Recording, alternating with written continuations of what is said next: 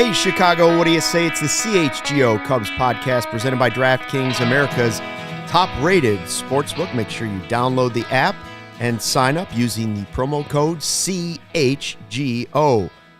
Luke Stuckmeyer, Ryan Herrera, Cody Delmendo as we get ready for yet another World Series-type podcast. We're going to talk Kyle Schwarber. We may have a report card for you or two, but most importantly, we have another special guest. This is the one and only. This is not just some Patrick Mooney. This is the Patrick Mooney from The Athletic, former teammate of mine, great writer, great guy. And, you know, first of all, I want to say this about Patrick. He benefited from working next to me because it was the juxtaposition of people saying, like, well, at least one of these guys, look at this young guy, Mooney knows what he's talking about. So his Twitter followers, I looked it up, 52,000. 52,000 Twitter followers. You know why? Because he was standing next to me and people were like, well, this guy's an idiot, but this guy's smart. And so then they started to pound his likes and they started following and following. Now here he is at the Athletic. He's killing it. He's killing it. Definitely. That's a great story, Luke. Thanks. Appreciate that. Should we bring him in? No, yeah. Let's bring him in. Let's do Let's it. bring him in. On the There he hotline. is. The There he hotline. is. There he is. Well, thank you for that introduction. That's not how I remember it, Luke. I remember showing up in Mesa, Arizona, having absolutely no idea what I was doing at the old Fitch Park there. And you were very welcoming to me and showed me the ropes and introduced me to people and didn't treat me like, what the hell are you doing here? Which was kind of what internet beat writing was a very long time ago. Like explaining what it was, and definitely had some good lunches and dinners down in the greater Mesa area way back in like Upanella days. Oh, wow. That's Long time right. ago. I mean, I forgot about that. That was like your first season was Lou, wasn't it? Yes, he didn't last the whole season, and it was kind of a disaster, but you and several other people were very good to me at the beginning. So thank you for that overly kind introduction. Look. Well, Moons, how's the off season been treating you thus far? Pretty good. No complaints. How about you guys? Oh, real Doing good. this every day. Yeah, I get to do this. I mean, it's helping get through having to watch former Cubs in the postseason, being able to, I guess, talk about it. It helps get the grievances out. You know what I mean? Yeah, like the Jed Hoyer sitting on his couch, and that's kind of how he opened up his end of season press conference. Like, wow, watch these guys I traded or dumped, killing it in the or didn't sign. There you go. I mean, the Schwarber thing now he's up to 50 home runs this season. And another one last night that was just a moonshot. And you watch him, you're like, how did that slip away? I mean, when you go back to Jed and Theo, like they've made a few mistakes. Obviously, they made a lot of right calls. I don't know where I put letting Schwarber walk away on that list. It's probably not as high as giving away DJ LeMahieu for basically nobody, but it's got to be on his regret list at this point, doesn't it? I would say so. Yeah. What do you think, Moons? Think he regrets it or not? I think he thinks his hands were tied. I mean, this was a financial decision more than anything. I mean, you know how much they want to extract every last fraction of value out of every single deal, and to just let him walk for nothing. If this was any other normal offseason, if the pandemic didn't happen, I refuse to think that they would have just let him go for nothing. He's tendered the contract, see what they could have done, played it out, into spring training. I just don't see how in any other offseason the Cubs would have done that. But I mean, it was a bad move. I mean, it was just like that goes straight to the top. I mean, Jed has to wear it, but I do think too. I don't know if Kyle Schwarber would have been the same player if he stuck around Chicago for just that. I mean, we all saw it and felt it. That just waiting for the breakup. It wasn't a particularly productive environment for those guys, and they had decent walk years overall, but I think going somewhere new and reconnecting or kind of hooking up with Kevin Long and things like that, I think helped him. But no doubt, I mean, he's become the guy that they thought he would be. It's just in a Philly uniform. Yeah, exactly. I was doing it with the Red Sox and Nationals last year. Yeah. I mean, it's not even just this year. I mean, it's been since the moment they trade or let him go. He's been like the band leader too, right? Like Yeah. the teams seem to be like almost jumping on his shoulders. He's the glue guy, man. Yeah, Dancing on My Own. He brought that from Boston to Philadelphia. Now that's their theme song. Well, I've been wanting to get Patrick on the podcast for a long time, and I was thinking, when can we have him?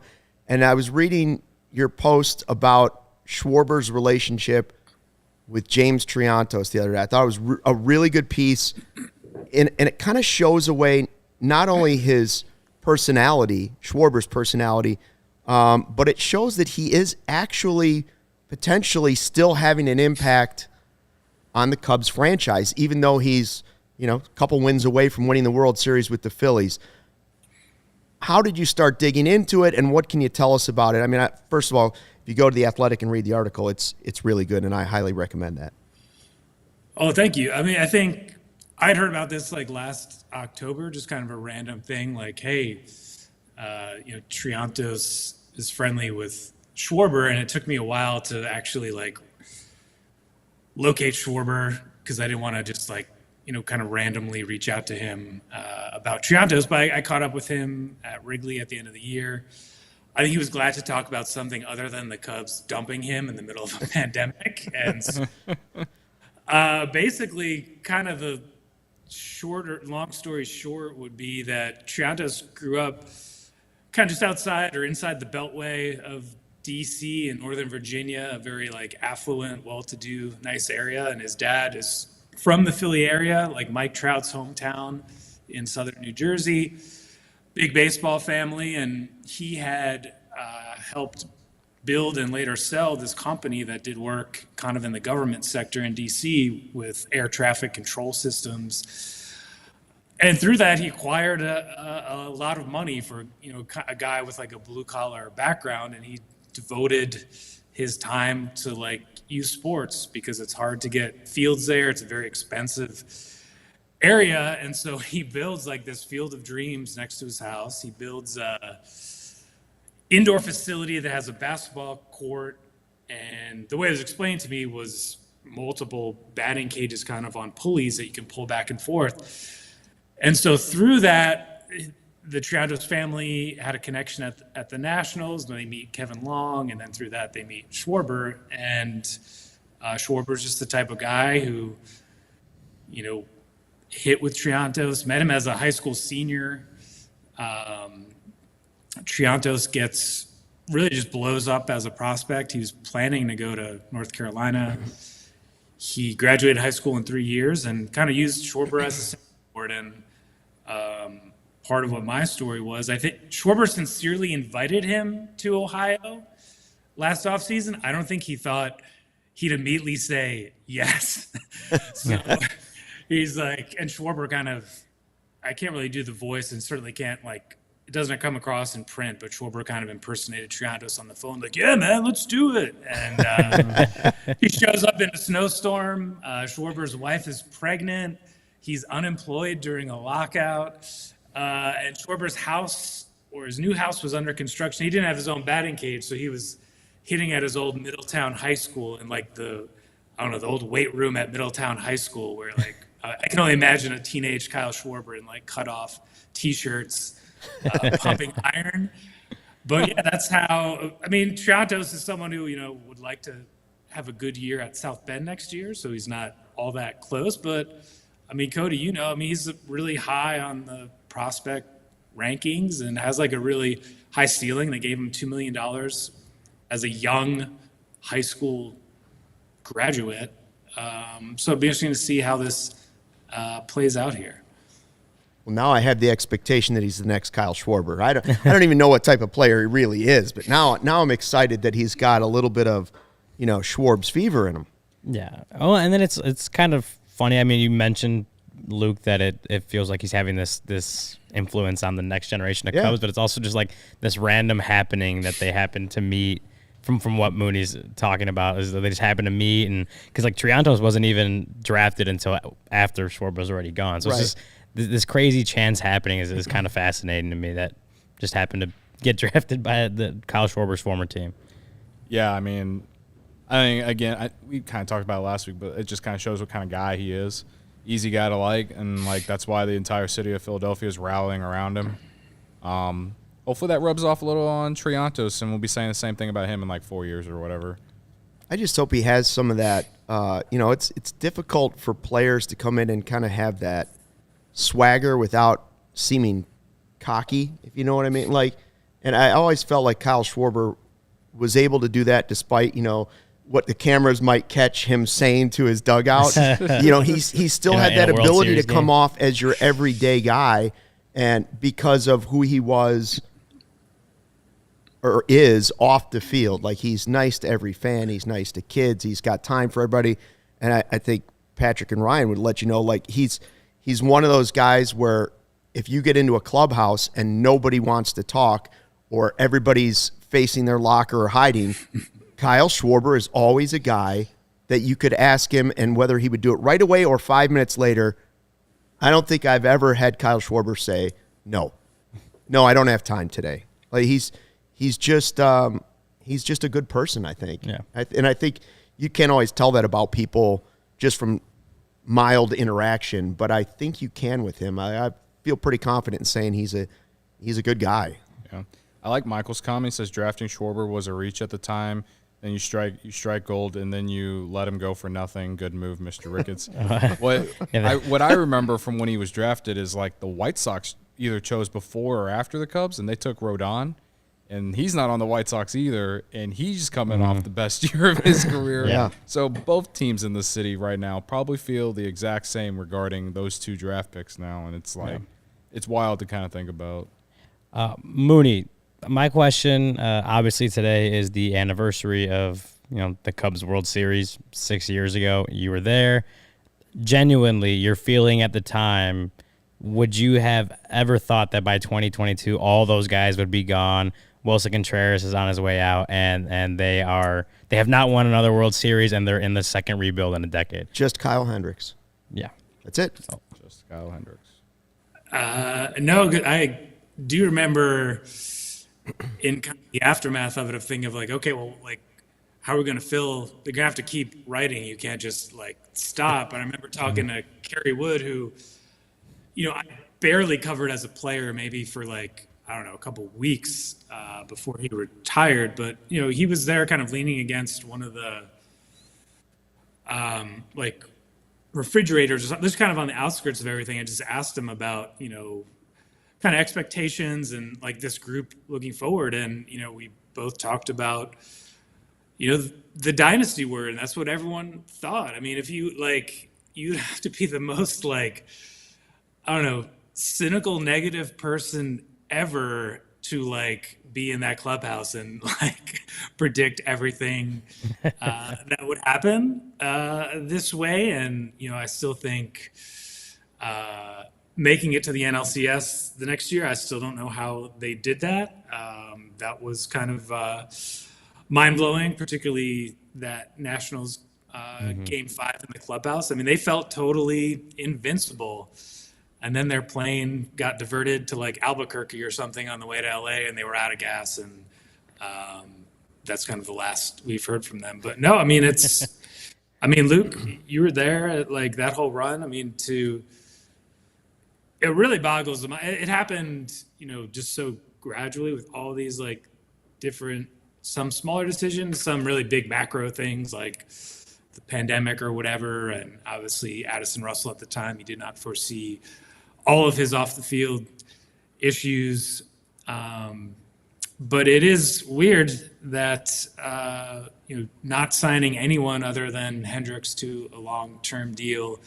I realized there were circumstances for each guy, but when you add it up, it's a pretty strange pattern, because everyone says how much they love it here and how different it is here, and then they all leave here at the end. Yeah, and that leads me to your most recent article, I think, is about, Ian Happ. He wins the Gold Glove finally yesterday. He's changed his swing. But now you wonder, now he wasn't a part of that team, but he was their 2015 draft pick, top 10 guy. Will he be a guy that carries over at least that played? Maybe Kyle Hendricks is that guy that plays for the last great Cubs team into the next great Cubs team, as Jed likes to say. What do you think? I know they've mentioned it, but what do you think the real chances are that Ian Happ gets an extension done this offseason? Oh, man. I don't know. I mean, yeah, I mean, I don't know. It seems like it. Ryan. I don't know.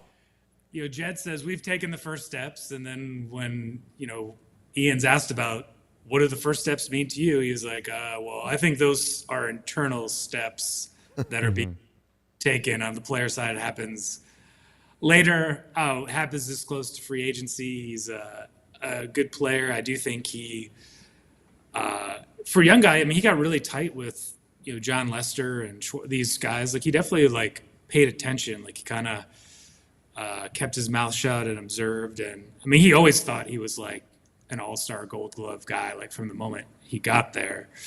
But I just don't think Jed and this front office at this particular moment really cares about intangibles. That's what David Ross is for, to talk about catching John Lester and, how great it was in 2016. I mean, I'd be curious to get Ryan's thoughts as, a fresher set of eyes of where do you think this is going? Yeah, I'm kind of in the same boat. It's a tough question to answer just because as much as Ian did this year to improve, there's also there's so many different factors you have. And then I guess with Brendan Davis and Canario getting injured, that changes some things, but you also got Pete Crow Armstrong, and then you also want them to go out and spend money in free agency. So he easily could have been traded in July and we wouldn't even be having this conversation. And so, yeah, for me, I'm kind of at the, I don't know that I see it what I see if anything were to happen as far as a contract extension, it would be because they believe in what he did on the field as far as he can keep that going moving forward.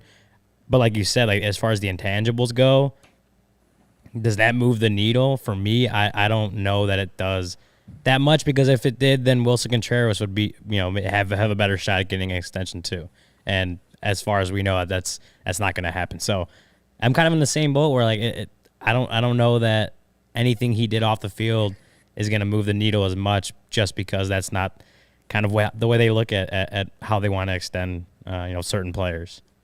And I just think a lot of fans were hearing the early quotes about we're in the early stages, and you hear that, and that leads them to the ones that want to keep him optimistic that that's going to happen.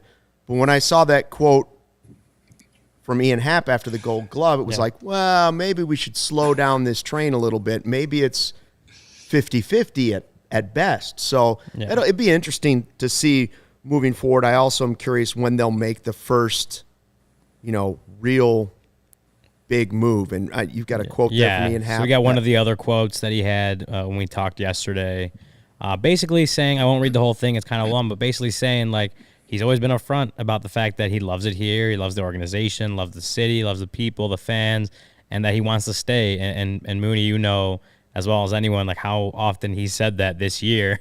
And again, as much as players might love being here, we saw it with Chris Bryant, Anthony Rizzo, Javi Baez, that doesn't, not that it doesn't mean a whole lot, but it doesn't mean everything either. Ian Happ can say how much he wants to be here, but that may not have any effect on the way the Cubs look at him from internally. Yeah, I mean, he watched I'm pretty sure he watched that Game 7 at Culinary Dropout with the Cubs coaches in Scottsdale, because he was in the Arizona Fall League. He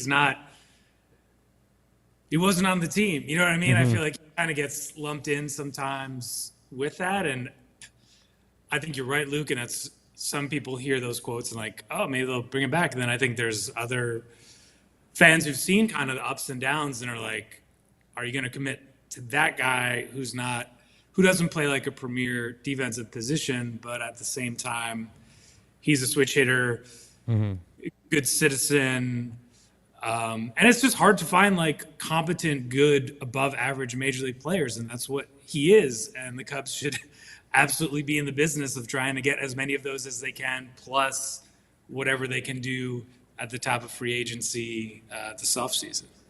Does anyone think that perhaps, the Cubs are in a complete different situation than the other guys that you just mentioned? Like, yeah, Schwarber should have at least got something for him, but trading Bryant, Rizzo, and Baez is a complete different situation compared to Schwarber, in my opinion.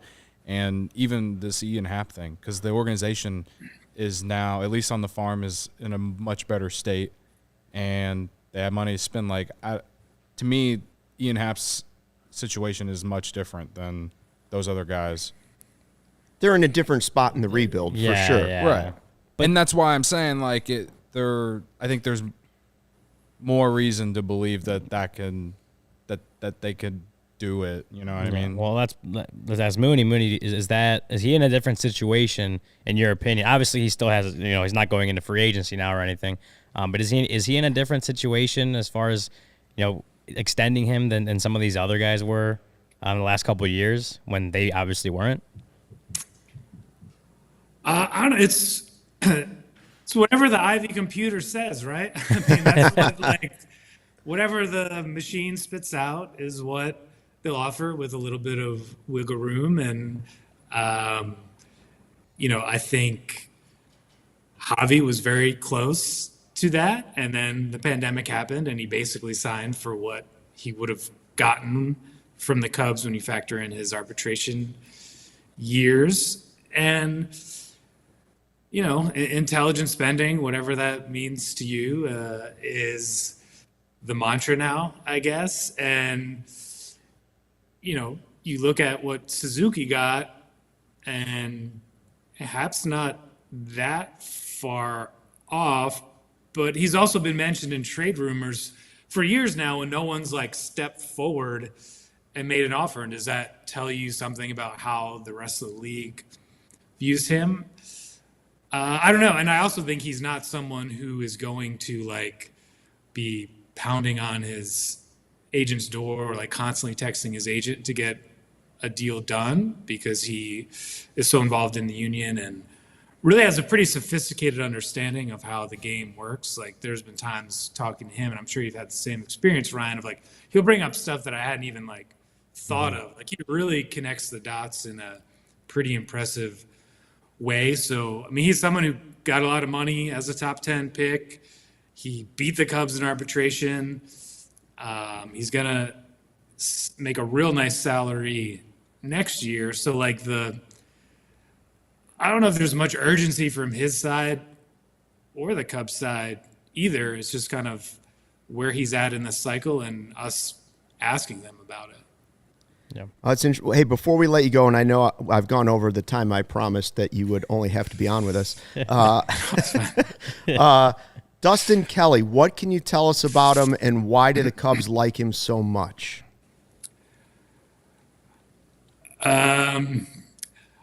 Whatever we said about Greg Brown, just plug that in. I mean, come on. Yeah. Dustin Kelly, I had a great conversation with him in September when he was rolling in as part of his rounds as a coordinator. Very impressive resume, but so did Greg Brown. I mean, the Cubs ran a whole surge and handpicked Greg Brown to implement this vertically integrated system. And did he even last 365 days in the job? I don't know. Whatever they announced it is whatever. One season. And Greg Brown won over 300 games as a college coach. He was with the Rays, this progressive organization everyone's obsessed with. I mean, he signed JD Martinez as his area scout for the Astros. Really impressive background. And that's what the Cubs were saying going in.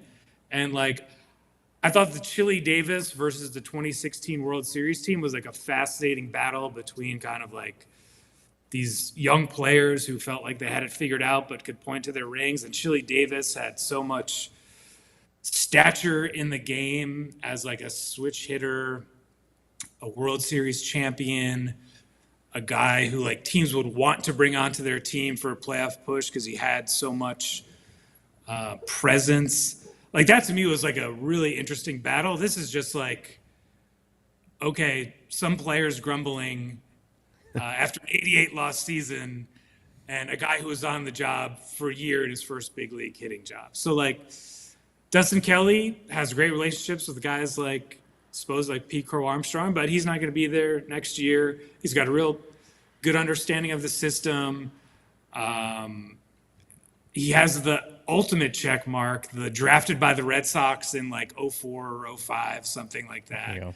And so I think the question will be to Jed and to him, and, you know, we get it on paper. It makes sense, but like, how long is this going to last? And why do you guys keep turning it over? You know, maybe that's my cynical view of it. But I feel like trashing Greg Brown is not fair. Giving these players too much credit, like they have it all figured out, is not fair either. And I think Dustin Kelly has a very good resume, but like, we'll see, you know, how long that lasts. I mean, Chili Davis showed up with an amazing resume, and like at the beginning of spring training, guys were like annoyed at it. So I don't know. Yeah, Bears quarterbacks and Cubs hitting coaches. Yeah, if the recent history of Cubs hitting coaches tells you anything, Dustin Kelly's got an uphill battle. Like, I don't know if he should be excited to have the position or not. Well, we'll see. We'll see. I mean, he came from the Dodgers. I mean, that's another place the Cubs are obsessed with. Like, I think he is from Southern California, so he kind of knew of Pete Crow Armstrong as he was coming up and had some mutual connections, and has a really, like I said, top to bottom understanding of the system. It's just like, you know, what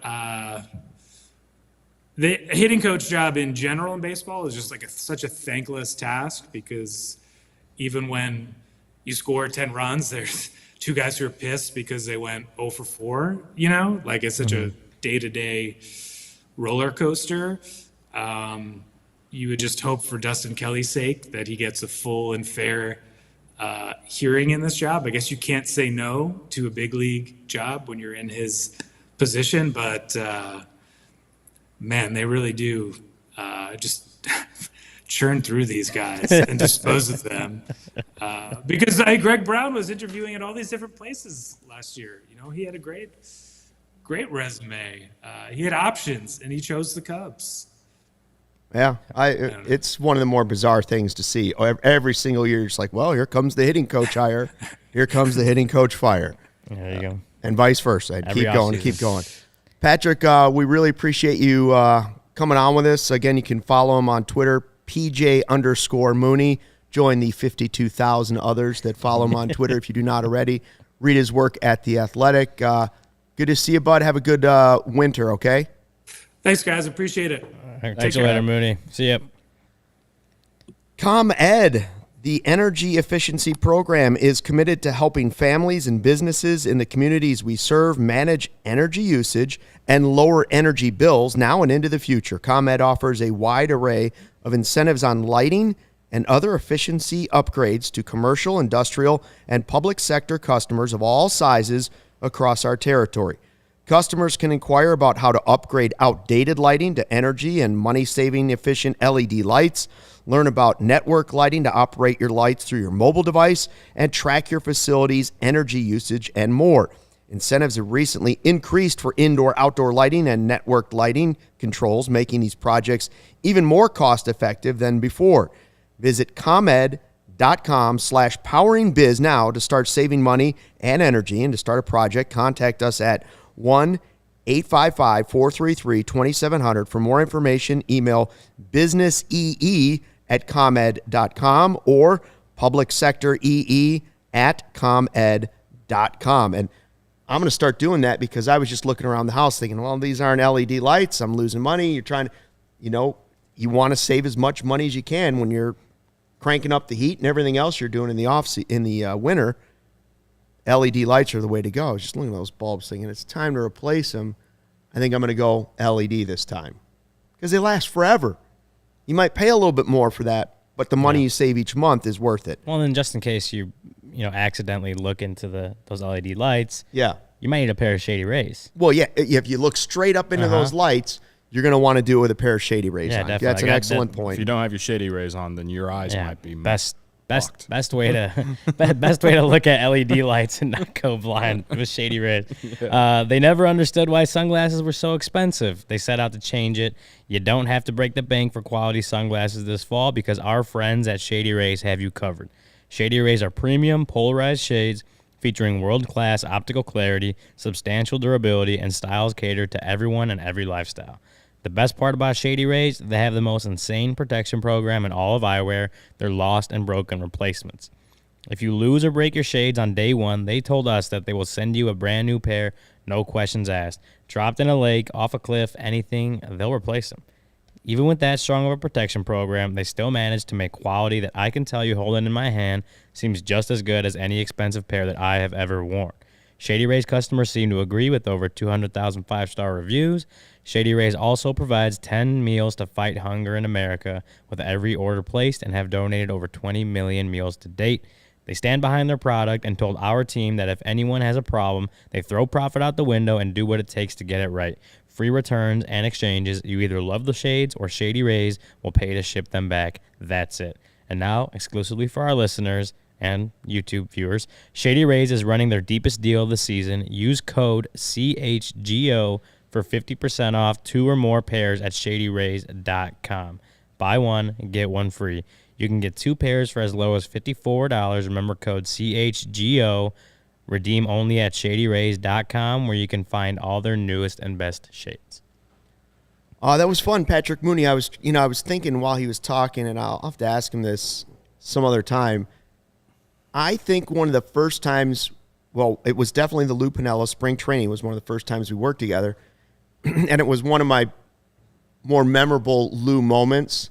Like Lou would talk every morning after the team went out to hit and do their field stuff. They would have 2 workouts a day, and Lou was late, like 2 hours, and so we were just standing around at that time, Hohokam Park, and we're waiting for Lou Piniella and he shows up, and Lou Pinella's hair was just like total bedhead, straight out of bed, and he comes over and he's like, "How you guys doing?" "Well, I went to the Prickly Pear last night.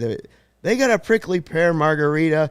"Well, it really is a prickly pear." He clearly had been out all night having margaritas, hammering them away, and we're like, "Well, that'll make you show up a little bit late." That's He was a fun guy to cover, I'll tell you that.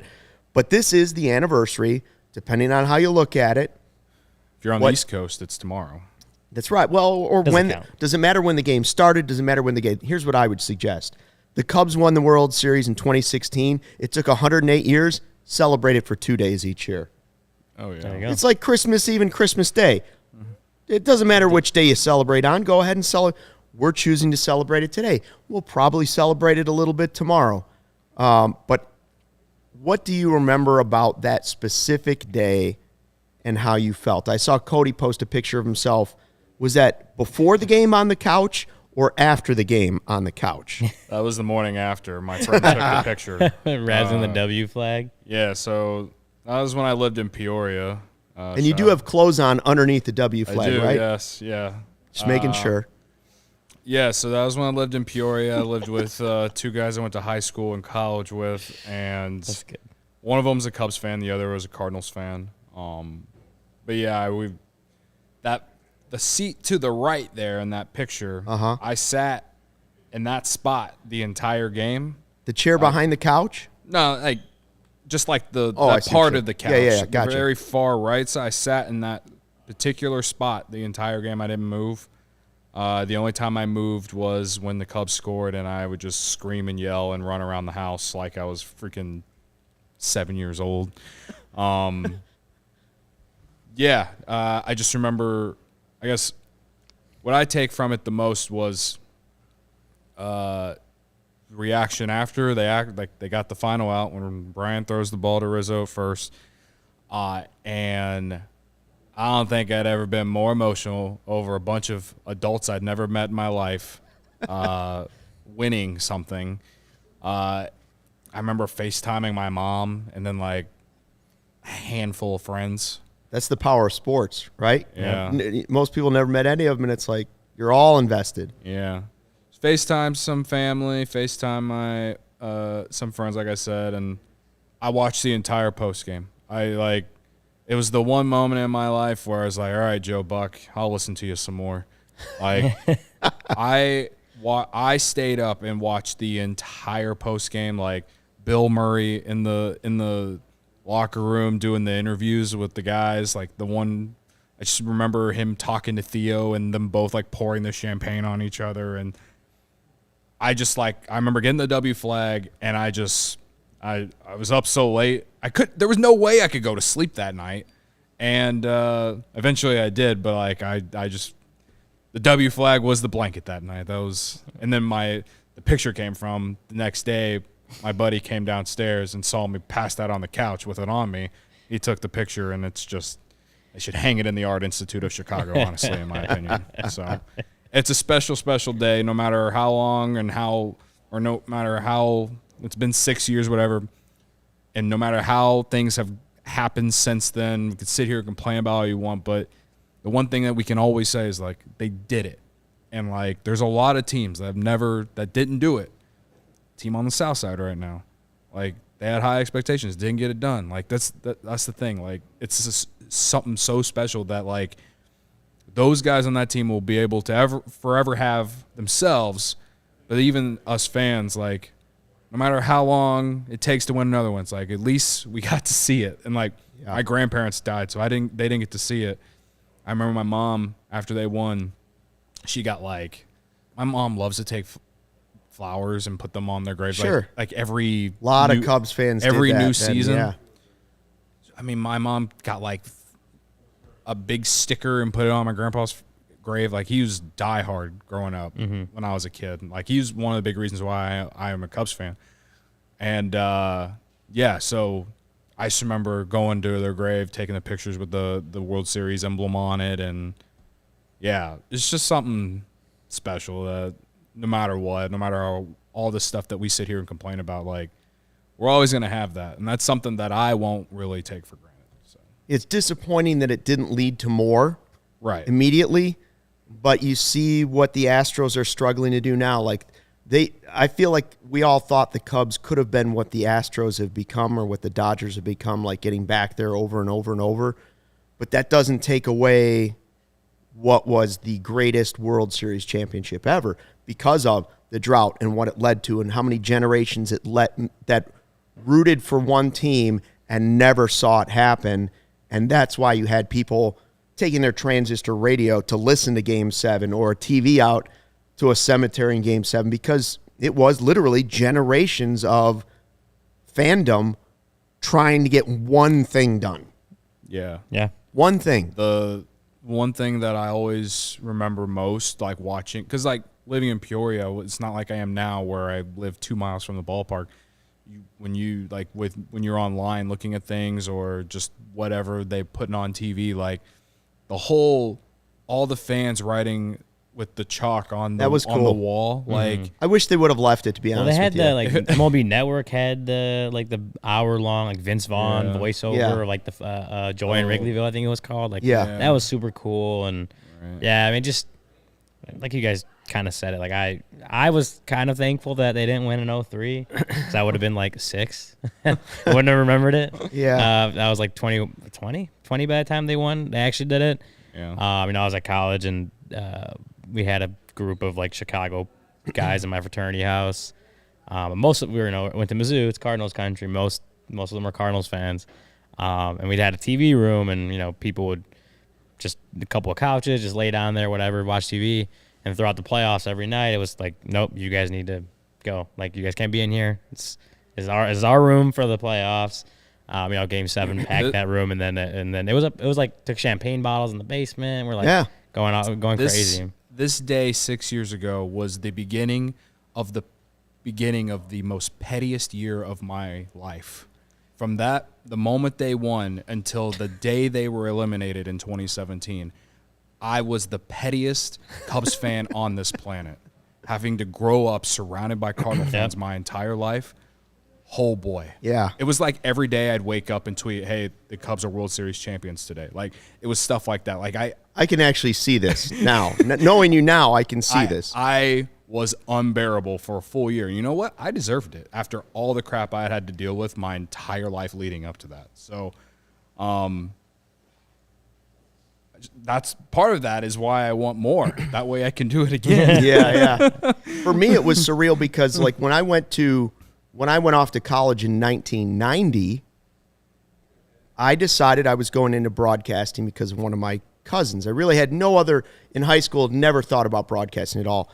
And the only reason I was going into it was a goal of somehow thinking in my head, well, how could I be, when the Cubs win the World Series, how can I guarantee I'd be at the ballpark? How can I guarantee that somehow I would be there? And I wasn't going to be a baseball player. I couldn't hit a curveball. I couldn't throw.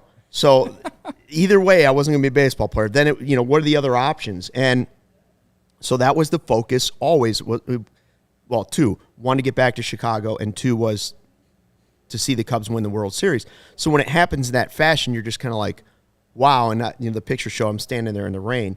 It was a cool moment, and you think of, just like the fans do, are thinking back of watching the games with their grandparents. I was too, but you're also thinking about how long did it take me professionally to get to that point, and how fortunate did I have to be along the way in different steps, even though some of those steps might have felt like this is the worst moment of my life. This job really sucks at a certain place, or whatever job that might be. Getting to that point makes it worth it, because that was the original goal. And I heard Patrick Mooney mention Kerry Wood. I always tell the story that we were all standing there lined up. Patrick, I've got my trash bag on over my shirt, and we're waiting to go in. We don't see the final out other than on television. So when Davis hits the home run, all of the champagne was wheeled out of the Cubs locker room. The plastic they left up for a second, but all of the champagne and everything goes right. You watch it wheel out, go right past Kerry Wood, who the first person I looked at after the home run was Kerry Wood, and his head just dropped with his kids and his wife, couldn't believe it. And they wheeled all that champagne into the Cleveland clubhouse. Then the Cubs take the lead after the rain delay, and you see the champagne going all the way back the other direction. I don't know what I would have been like if I was actually there. Oh, man. I don't know if I would have made it home alive, quite honestly. Yeah. I say that with, full-on, seriousness. I don't know if I would have made it out of Cleveland alive. It almost didn't feel real, I'll tell you that. Like some of it was just sort of like, is it really happening? Yeah. Is this really what happened? Right. Because it was raining. Nobody else was there. I got some pretty cool souvenirs, like being a Cubs fan. Once it was all done, we were the only people there. Right. Nobody was left in the ballpark. Mm-hmm. The Cleveland people were long gone in that rainstorm, and the Cubs were off partying. Yeah, something makes me wonder, or sometimes I wonder what it would have been because at that point it was still whoever wins the All-Star game hosts the right. That. So had that not been the rule anymore, and the Cubs had hosted Game 7. I mean, I guess just everything the same except for Game 7 was at Wrigley Field. Mm-hmm. What that would have been like, and at Wrigley Field, of course, but then in Wrigleyville, you really saw what it looked like Game 7 when it was in Cleveland. Wrigleyville would have been just you wouldn't have been able to get in there. No, you wouldn't have been able to go down Clark. But it's still again. So that's the next step now, right? It's just like the Blackhawks winning. Or whoever, you want to see them now win it at home because it's a totally different experience. Absolutely. I mean, you had that for other series, which were really big, and going to the World Series was a big deal, and the streets were flooded. But it'll be absolutely insane, even though the 108 years thing is gone. I didn't get to go to a game during the World Series, but I was in the neighborhood for Game 4, which was the one they lost 7-2 or something. It was just a bloodbath given by the Indians at the time, and that was when they went down 3-1. And I remember when we were trying to go to a bar on Clark Street. These bars were charging over $100 just to get in. Yeah, you couldn't get into any of those bars. Yeah. So what you're saying about if we get to that point again, but it's reverse where Game 7 is at home, I don't know if I'll be able to I don't know who anyone will be able to experience that just even in the neighborhood. It'll Unless you burn go to to the the We'll be ground. okay because the CHGO bar will be close by. Maybe. Yeah. Hopefully. It'll burn to the ground. Yeah, if anything, I guess we'll all Not just be that, like, watching Wrigleyville. it together. I'm talking about at the CHGO bar. Wrigleyville itself. I will will burn to the say ground. when they won the pennant and they beat the Dodgers, I celebrated that actually up on the deck behind home plate. Like I had to fill the TV time between the post-game show and the end of the game, which was like 20 minutes. So my view, I watched the out, and then I ran back down through the where the little food concessions were at that time, right behind home plate. And there was that, I don't know, what was they called, the Budweiser deck or whatever was back there. Nobody was up like there. that. It was all closed. And my view was down at Clark and Addison, and you kept seeing the police. Well, the police presence was unbelievable, but you kept seeing the crowd, despite all of the horses and all of the police that were there, the crowd just coming up Clark. And it was like getting bigger and bigger. And I was like, you know what? I'm being perfectly honest with you. I'm happy up here. It was just hang out up here for a it was while. too many people. Like everything you saw on television was exactly what it was like. It was wall to wall people down the streets forever. And it was complete madness. And it was that way 2 hours after the game, 3 hours after the game. Yeah. But the Cubs winning the World Series. Good luck getting out of that Toyota Camry lot. Yeah, exactly. Right? Cody, what about a DraftKings pick of the week as we move forward here? What are you thinking about here for a DraftKings pick of the week? Well, I'm hot right now. I hate saying that. I'm hotter than because you. now that means I'm probably gonna get cold. But I'm coming. Do you bet on Claypool to have a catch? Will he play? Will he have a catch? Is that a wager? All I know is I don't know if those lines are up yet. Probably not yet. All I know is I was on the Look, I have bet it show up. last week. Yeah. And I won more bets than Cody. Yeah, but he's like double parlay over here, isn't he? I Back-to-back parlays? I've won a parlay 3 straight days. That's a lot of. They That's don't a have lot of Jordans. They don't have player coming your props way. up for Dolphins Bears yet. All right. And I'm not sure what I feel about that game yet, so I ain't gonna give you that. However, Maction is very back. You know what Maction is, Luke? Maction, Maction, yeah. like the conference Mac Action. Yeah. Yeah, Yeah, Maction. yeah. we have like wins- a good Northern Illinois game. Yeah. Yeah. We have, There you go. We had Maction the first And Fun Belt. first Monday night or Tuesday night not Fun Belt. Tuesday night Maction last night. Me and Sean both took Ohio and they won outright as a dog. It was great. Absolutely. Tonight it's Western Michigan versus Bowling Green, real barn burner. I'm taking Western Michigan to win outright as a 4.5 point dog. 4.5 point dog. Yeah, against Bowling Green tonight. I like Scotty the Miller under went as to well. Bowling Green. Just saying. I think that if there's anything I've learned about Maction is that bet the over and bet the dog. I don't like the over tonight, but I like the under, but I do like the dog. Western Michigan, 4.5 point dog on the road at Bowling Green. Or if you don't want to take them outright, I do 4.5. You get that field goal, the hook, plus another point. Well, what are the Sean odds? says no. What are the Sean odds on says no. outright? Plus 180. Plus Sean's 180 outright? Mocking you over there. Sean said no. That's the What pick of about the week. what about Schwarber to homer? No. Wanna go there I again? retired from betting baseball for the rest of this year after the Astros blew a 5-0 lead. Minus 1.5. And letting the biggest comeback since 1956 happen. I'm done betting baseball until April. 5 home runs in 5 innings last night for the Phillies, right? Yeah, it was nuts. That's crazy considering teams are now building around pitching. Game Time is the hottest new ticketing site that makes it easier than ever to score the best deals on tickets to sports, concerts, and shows. If you've ever dreamed of sitting in a seat you never thought you could, 50-yard line, courtside, behind home plate, floor seats at a concert, it's possible with the Game Time app. The biggest last-minute price drops can be found on seats you thought you could never buy. You won't find a better deal this season on Bears tickets created by the fans for the fans, guaranteeing, that's right, guaranteeing the lowest price. If you love CHGO, then you're going to love Game Time. The best way to support us is by buying your tickets through the link in the description. Join over 15 million people who have downloaded the Game Time app and score the best seats to all your favorite events. Now, I'll say it again, one more time. The tailgate is coming on Sunday. The weather looks good. Let me double check my I checked this morning. It's like going to be like 64, 65 degrees. What we have now for Sunday. Beautiful. Now it's up to 66 and all sunshine, no clouds on the Apple app. Ooh, I got 64. Bring the Game Time app with you on your phone if you don't have tickets yet. Go to the link in the description. First, go to allchgo.com. Get your tickets for the tailgate, $46. All the booze you can drink, all the food you can eat. We'll all be there hanging out. We'll talk sports. We'll talk Bears. That's right. There it is. Good You can talk times. about the Cubs. Parking is available. And then when the tailgate is winding down, the tailgate is 8 to 12. You got a good time, get a little lather going at that tailgate. Then at like 11:30 is when you start pounding the Game Time app. You start refreshing and see what those tickets are. You might slide in and see maybe Claypool plays. I think the Bears actually have a chance to beat the Dolphins despite the fact that nobody's left on the defense. Either way, it's going to be a perfect day at Soldier Field.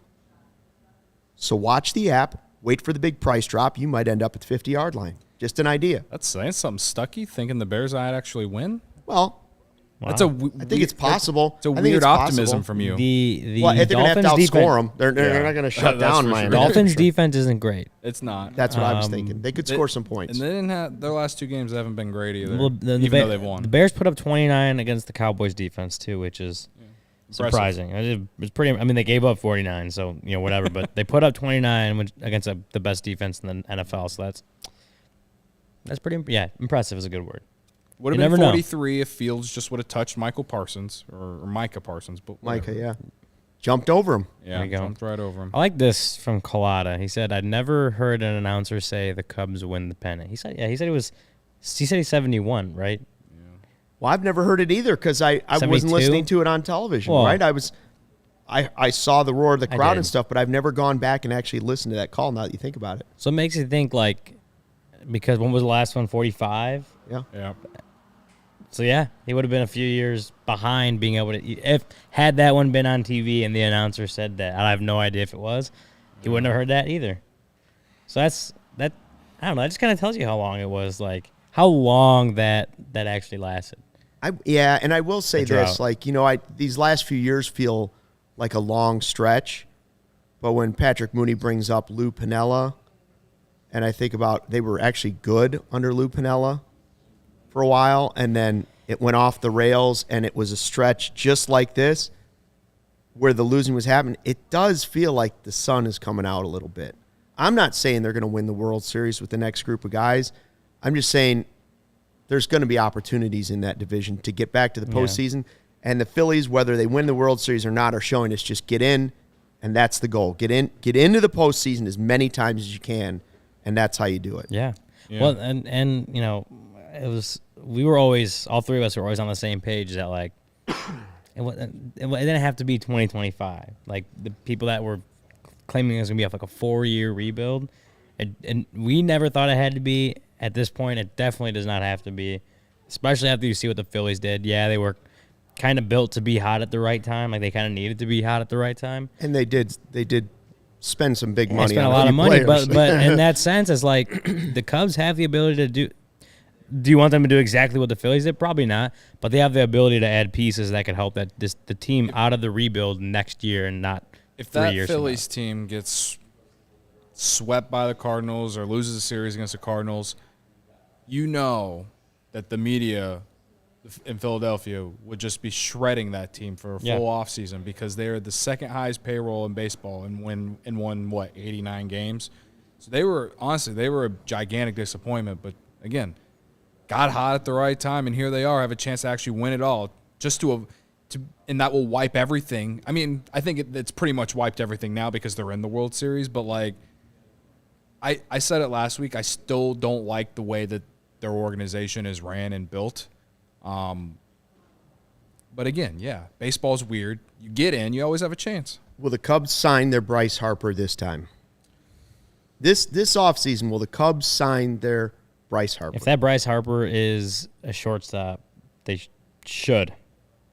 And I don't think a Bryce Harper caliber player is at shortstop. I think he's better than all those guys, personally. Absolutely. But I'm just saying, that type. Yeah. We say, will they get their Lester? Will they get their Bryce Harper? Will this be the offseason? Will they sign their big position player. That's what it is. free Will agent. they get their shortstop? Yeah. That's really what it is. Will they get their shortstop? Well, unless Aaron Judge, I just You sound like reeling him back in. All right, very important report card today. We're only going to do one because we're short on time, and this is a big one. It's the biggest one I know. we've ever had. Michael Collada and Rhonda, everybody's been asking, when are you going to do PJ Higgins? And so today the report card is out for PJ Higgins. All the people have been asking. everyone. Mr. Delmendo, backup catcher, PJ Higgins. Your report card, please. So I'll just be real with y'all. I gave Sarah the grades when I walked in, and she told me, hey, PJ Higgins report card. And I just was like, okay, offense C-, defense C, and overall C. Because I think Stuckey said it last week about a certain guy where you looked at him, you're like, well, he didn't do anything too great, and he didn't do anything too bad, and there's nothing really about him that makes you think negatively or positively about him. Yeah, I don't remember who that player was, but you could say it about several guys on the roster. And that's basically how I feel about PJ Higgins. I do remember in season so many people crying for PJ Higgins to get more at bats than Yan Gomes. And I mean, I know Yan Gomes on offense wasn't great, but at least on defense, he was getting it done. PJ Higgins, I mean, I think he's at best a third backup catcher. I don't think he can even be I don't like if He can't be their number 2 next year. No, like I don't think so They either. can't do Gomes and Higgins run that back. That will be what will make me mad if Wilson Contreras isn't retained. If they don't retain Contreras and then do nothing to replace that position. I think Gomes is a really solid backup, and I think Higgins can be like your third backup, Like your emergency catcher. Yeah, in your a emergency sense. guy, and he can play a little first base and third base too. But even you don't want him playing either of those positions every day. But again, a guy who can maybe start for you once or twice every week at one of those 3 positions. He doesn't move the needle. That's basically what it is, and that's why he's getting a C because like there are worse guys to have, but he's not going to move the needle for you either. His story is interesting, right? He was hurt all of last season, came back this year, and he had some good moments, right? Like I think he started off the season pretty solid with the bat actually, and then he kind of faded, and like that's why he's just not a guy that you can give every day at bats to. Like he's someone who can do really well in the right role. And I think the right role for him is your third backup catcher and a guy who can play first or third once or twice a week. Yeah. Not too far off from what I had. I had a C- offense for PJ, D+ in defense, which when I look at the numbers, that surprised me, but I think that's a fair grade. An overall C-. Offensively, I mean, you mentioned that he started off hot. When he got called up in May, he had a 161 WRC plus, but also in only 25 plate appearances, 151 in 38, 126 in 36. And then August, he had a 19 WRC plus in 62 plate appearances. For those of you that don't math that well, that's 81% below league average. So I don't math very well, so thank you. Which is awful.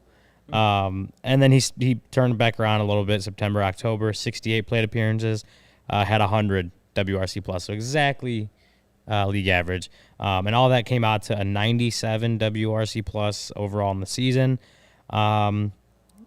which is a little bit below average, not too bad. He ended up with, 0.2 FWAR, 306 weighted on base average. I mean, yeah, like you said, Cody, he had good moments, he had bad moments, he, just didn't completely move the needle. He could play a role, honestly, probably at the end of the bench as your third catcher, as Cody said.